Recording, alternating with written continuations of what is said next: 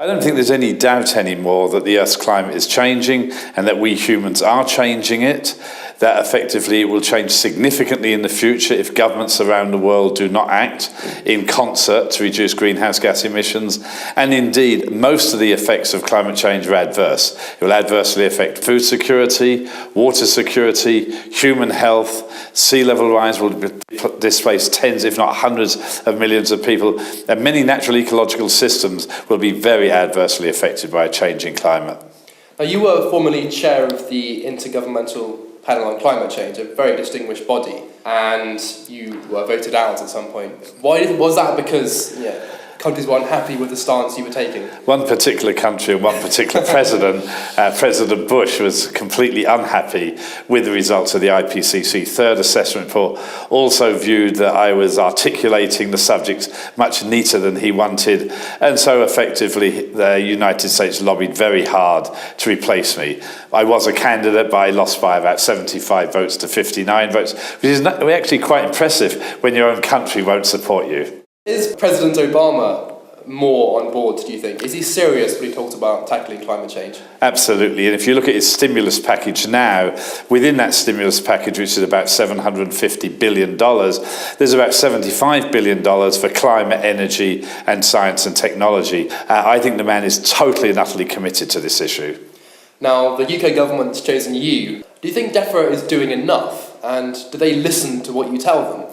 First, they certainly listen. Hilary Benn is an outstanding Secretary of State, and Helen Gosch is a wonderful permanent secretary. And they definitely listen, first, to what type of research should be performed, and then what are the implications of that research for policy formulation.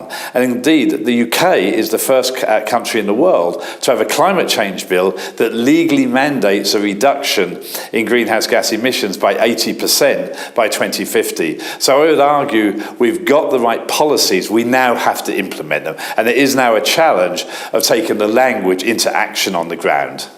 My final question is related to that point and also to Obama's stimulus package. Do you think the current economic crisis, is it going to hinder progress, or can solutions to the climate change problem and the economic problem be integrated in a single package?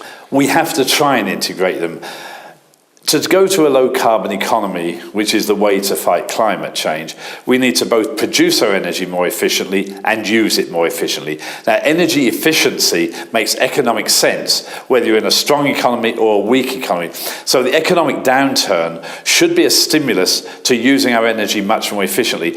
The question is, during this economic downturn, will we invest in those technologies we need for tomorrow morning? Carbon capture and storage, future generation biofuels, a hydrogen economy.